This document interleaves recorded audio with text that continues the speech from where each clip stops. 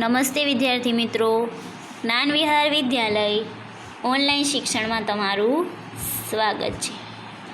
આજે આપણે ભણવાના છીએ ધોરણ 5, વિષય છે ગુજરાતી. વ્યાકરણની સૌરિક સમજૂતી આપણે મેળવી લઈએ ગુજરાતીમાં. તો વિરામ ચિહ્નો વિશે આપણે સમજૂતી મેળવીશું આજે. તો એમાં વિરામ ચિહ્ન તો તમે પાઠમાં વાંચતા હો ત્યારે વાક્યોની વચ્ચે અને વાક્યોના છેડે કેટલાક ચિહ્નો જોતા હશો. તમે પાઠ વાંચો છો ત્યારે આપણે ઘણી વખત વાક્યોના છેડે કે વાક્યોના વચમાં ઘણા બધા ચિહ્નો જોવા મળે છે ને. આ ચિહ્નોને વિરામ ચિહ્નો કહે છે. તો એ ચિહ્નોને શું કહેવાય? તો કે વિરામ ચિહ્નો કહે. તો વિરામ ચિહ્નોની જરૂર એટલે કે એ વિરામ ચિહ્નોની જરૂર ક્યાં ક્યાં પડે છે, કેમ પડે છે? તો વિરામ ચિહ્નોથી વાક્ય વાંચતા ફાવે છે. જેમ કે પહેલાં ડબલ ઇન્વર્ટેડ કોમામાં કર્યું છે, જો બેસના નાજીના એવા સાદરા કરીને કર્યું છે. ભાનું પછી અલ્પવિરામ, મનું પછી અલ્પવિરામ, કનું પછી અલ્પવિરામ કર્યું છે. રાજુ અને જીતુ મેળામાં ગયા. તો શું થયું કે આ બધા શબ્દ વચ્ચે આપણને ગેપરીએ ખબર પડે એટલા માટે અલ્પવિરામ કરવામાં આવે છે. એમ સીધું વાક્ય વળી ભાનું, મનું, કનું, રાજુ અને જીતુ મેળામાં ગયા તો ચાલે? ન ચાલે. એટલે ખબર પડે કે આ બધા નામ છે, ઓલું તો આપણને ખબર ન પડે. સમજાણું? એટલે એ ચિહ્નોની નિશાની કરવામાં આવે છે. તો એ ચિહ્નોથી વાક્યનો અર્થ સ્પષ્ટ થાય છે. જેમ કે મને ઓછી શિષ્યવૃત્તિ મળવાની છે. વાક્ય ટપકું છેલ્લે કર્યું છે ને નીચે, જો આ ટપકું કર્યું છે અહીંયા છે ને. શેની નિશાની છે? તો કે પૂર્ણ વિરામ. વાક્ય પૂરું થઈ ગયું. આ પહેલાં ડબલ ઇન્વર્ટેડ કોમામાં આમ કર્યા ને, પછી વાક્ય પૂરું થઈ ગયું એટલે પૂર્ણ વિરામ.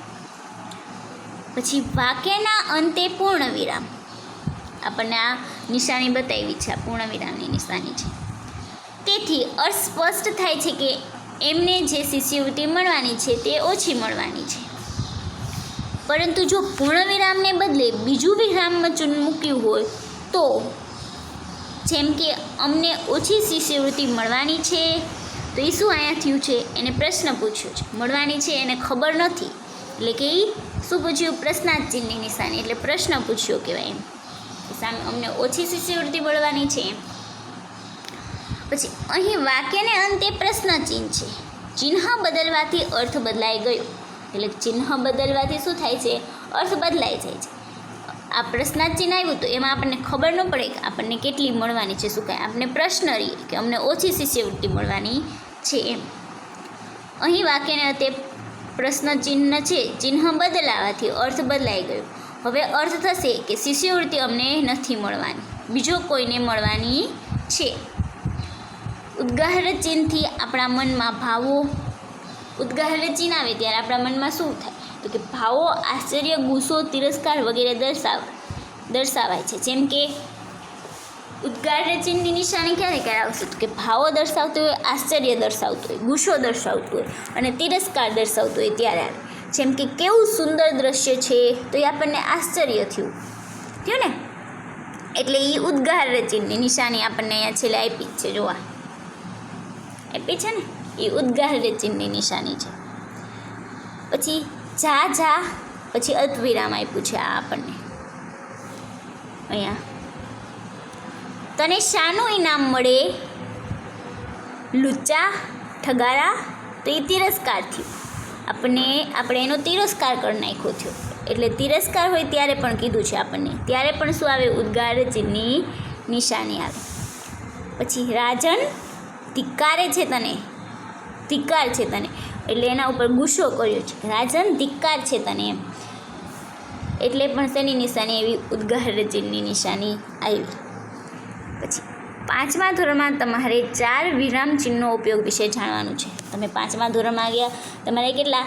4 વિરામ ચિહ્નો વિશે જાણવાનું છે. તો એ વિરામ ચિહ્નો ક્યાં ક્યાં છે એ જોઈએ આપણે. પહેલું તો કયું છે? તો કે પૂર્ણ વિરામ વિશે. બીજું કયું છે? તો કે અલ્પ વિરામ વિશે સમજૂતી મેળવવાની છે. ત્રીજું ઉદ્ગાર ચિહ્ન વિશે અને ચોથું પ્રશ્ન ચિહ્ન વિશે. આ ચારેય ચિહ્નો વિશે આપણે જાણવાનું છે. તો એમાં પહેલું આપણને આપ્યું છે પૂર્ણ વિરામ.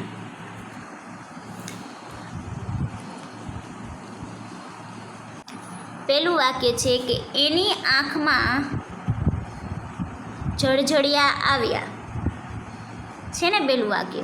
વાક્ય કેવું છે? પૂરું છે. એટલે છેલ્લે આપણને શેની નિશાની? પૂર્ણ વિરામની નિશાની આપી છે. બીજું છે સૌને ગળે ડૂમો ભરાયો. અહીંયા પણ છેલ્લે આપણને પૂર્ણ વાક્ય પૂરું છે, પૂર્ણ છે એટલે પૂર્ણ વિરામની નિશાની આપી. ત્રીજું છે નાનો છોકરો ઊભો થયો. એ પણ વાક્ય પૂરું છે. એમાં કોઈ ગુસ્સો, તિરસ્કાર, આશ્ચર્ય, ભાવ જેવું કંઈ નથી એટલે ન આવે. એવું ક્યારે આવે ગુસ્સો, તિરસ્કાર, આશ્ચર્ય? તો કે ઉદ્ગાર રચિનની નિશાનીમાં જ આવે એટલે આ પણ વાક્ય પૂરું થઈ ગયું એટલે પૂર્ણ વિરામની નિશાની આવે.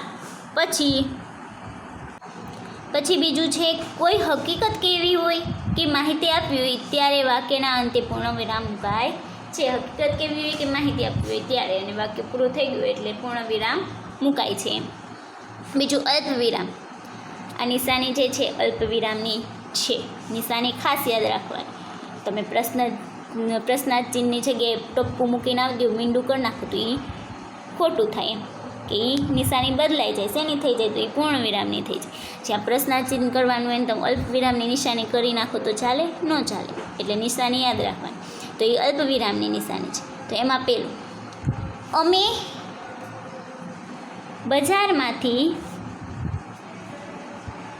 ચા, ખાંડ, ગોળ અને મસાલા ખરીદ્યા. તો નિશાની ક્યાં ક્યાં આવી?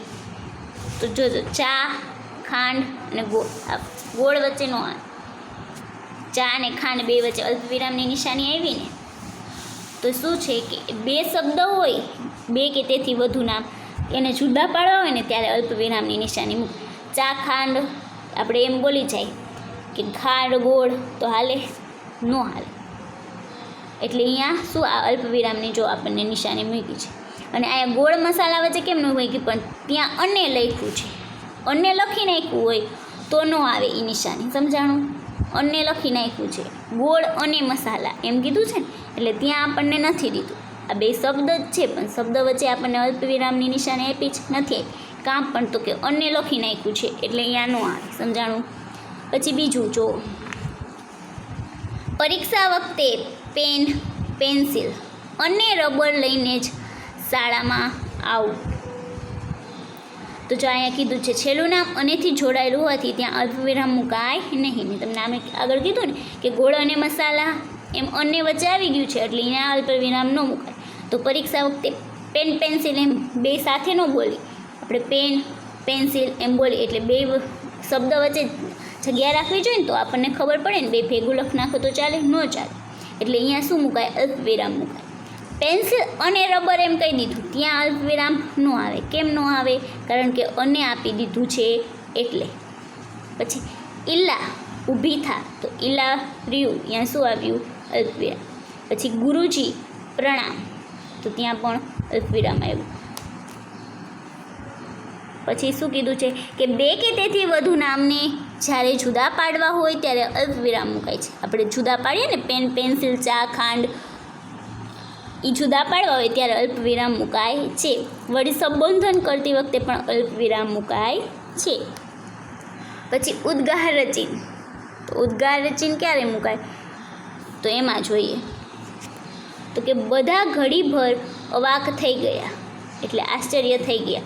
આશ્ચર્ય હોય ત્યાં શું છેલ્લે મુકાય? ઉદ્ગાર ચિહ્ન. બીજું તમે તો મને આજે ઘણું શીખવી દીધું. આપણે એની પ્રશંસા કરીએ.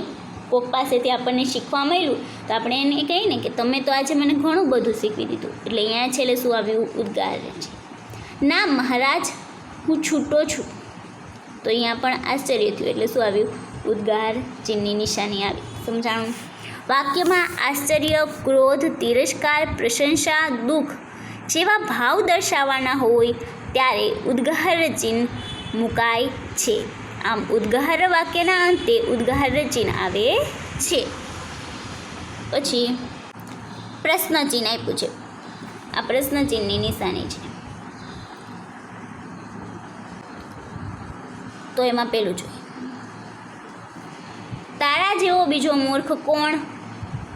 તો એ શું થયું? પ્રશ્ન થયો. અહીંયા છેલ્લે પ્રશ્નની નિશાની. પછી બીજું તમે જમી લીધું તો એ પણ એક પ્રશ્ન થયો. એમ આપણને ખબર નથી એને જમી લીધું છે કે નથી જમી લીધું એટલે આપણે એને પૂછી કે તમે જમી લીધું, એ પ્રશ્ન થયો. પછી ત્રીજું, તારે શું શીખવું છે? એટલે આપણી પાસે કોઈ શીખવા આવ્યા હોય તો આપણે એને પૂછીએ કે તારે શું શીખવું છે એમ, એટલે એ પણ પ્રશ્ન થયો, એટલે પ્રશ્નાર્થ નિવેદ. કંઈક જાણવા માટે, માહિતી મેળવવા માટે બીજાને પૂછવામાં આવે ત્યારે વાક્યને અંતે પ્રશ્ન ચિહ્ન મૂકવામાં આવે છે. સમજાણું? પછી આપણને સ્વાધ્યાય પૂછાય એક કે પેલું પૂર્ણવિરામ, અલ્પવિરામ, પ્રશ્નચિહ્ન અને ઉદ્ગાર ચિહ્ન ઉપયોગ થઈ શકે તેવા 5 વાક્યો તમારી જાતે તમારે બનાવવાના છે.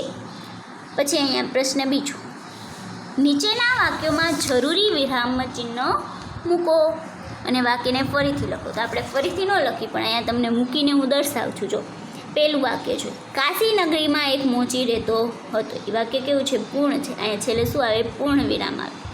પછી જોઈએ, પછી ઓહો કેટલો સુંદર બગીચો. તો આપણને આમ આશ્ચર્ય થાય ને, એટલે શું આવે? ઉદ્ગાર છે. ડબલ ઇન્વર્ટેડ કોમામાં કરવાના અને ઉદ્ગાર છે. પછી ત્રીજું આપે, લો એક મુઠ્ઠી ચણામાં શું થશે? આમાં આપણને કાંઈ આપ્યું નથી, એ કંઈ ચિહ્નોની નિશાની નથી આપી.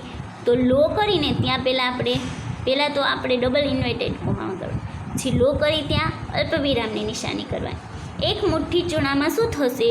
એ આપણે પ્રશ્ન કર્યો છે, એટલે છે ને અલ્પવિરામ ડબલ ઇન્વર્ટેડ કોમામાં પૂરું કરીને નીચે પ્રશ્નાર્થ ચિહ્નની છેલ્લી નિશાની કરવાની હોય. પછી ચોથું જોઈએ, મહારાજ મેં તમને કહ્યું તે ખોટું છે. આપણને કાંઈ શેની નિશાની નથી આપી, તો મહારાજ એમ કરીને અહીંયા ઉદ્ગાર ચિહ્નની નિશાની આવે. મેં તમને કહ્યું તે ખોટું છે, તો શું થયું? પ્રશ્ન થયો, તે કંઈક ખોટું છે એમ, એટલે છેલ્લે પ્રશ્નાર્થ ચિહ્નની નિશાની ડબલ ઇન્વર્ટેડ કોમામાં. પછી પાંચમું, ડબલ ઇન્વર્ટેડ કોમામાં આમ કરવાનું, સીવી દો તો શું લેશો? એમ પ્રશ્ન કરે છે કે તમે સીવી દો તો શું લેશો? એટલે અહીંયા શું? પ્રશ્નાર્થ ચિહ્નની નિશાની આવીને ડબલ ઇન્વર્ટેડ કોમામાં પૂરા. પછી છઠ્ઠું, કોફીનો ડૉક્ટર વાધો લે છે. તો એ શું થયું? પ્રશ્ન થયો, એટલે પ્રશ્નાર્થ ચિહ્ન અને ડબલ ઇન્વર્ટેડ કોમામાં બેયમાં કરવાનું. પછી 7, હવે કેમ છો? બવા તો કરો છો ને? તો શું? હવે કેમ છો? અહીંયા ઉદ્ગાર ચિહ્નની પહેલાં નિશાની આવે, અને પછી હવે બવા તો કરો છો ને? પછી પ્રશ્ન કરે છે. પછી 8, પહેલાં ડબલ ઇન્વર્ટેડ કોમા, ઓહો ત્યાં શું આવશે? આશ્ચર્ય જેવું થયું. ઓહો એટલે ઉદ્ગાર ચિહ્ન મૂકવાનું. આજ કઈ? આ તરફ અહીંયા પ્રશ્ન ચિહ્ન મૂકવાનું. કેમ? તબિયત તો સારી છે ને? છેલ્લે પ્રશ્ન ચિહ્ન ડબલ ઇન્વર્ટેડ કોમામાં પૂરા. એમ આજ કંઈ? આ તરફ એ પ્રશ્ન થયો ને, કેમ? તબિયત તો સારી છે ને? એ આપણે પ્રશ્ન થયો, એટલે પ્રશ્નાર્થ ચિહ્નની નિશાની છે. પછી 9, અરે પહેલાં ડબલ ઇન્વર્ટેડ, અરે એ આશ્ચર્ય જેવું થયું, એટલે ઉદ્ગાર ચિહ્ન અરે પછી કરવાનું. મારા મહેરબાન, અહીંયા ઉદ્ગાર ચિહ્ન. આમ શું બોલો છો? છેલ્લે પ્રશ્નાર્થ ચિહ્ન ડબલ ઇન્વર્ટેડ કોમામાં પૂરા. અને 10મું, ગાંધીજીએ સત્યાગ્રહ કર્યો. એ આમ પૂર્ણ વિરામ છે, એટલે પૂરું. સમજા? આવી જ રીતના વિરામ ચિહ્નો મૂકવાના હોય છે. તો હવે પછીનો અભ્યાસ આપણે બીજા વિડીયોમાં કરીશું. નમસ્તે, ધન્યવાદ.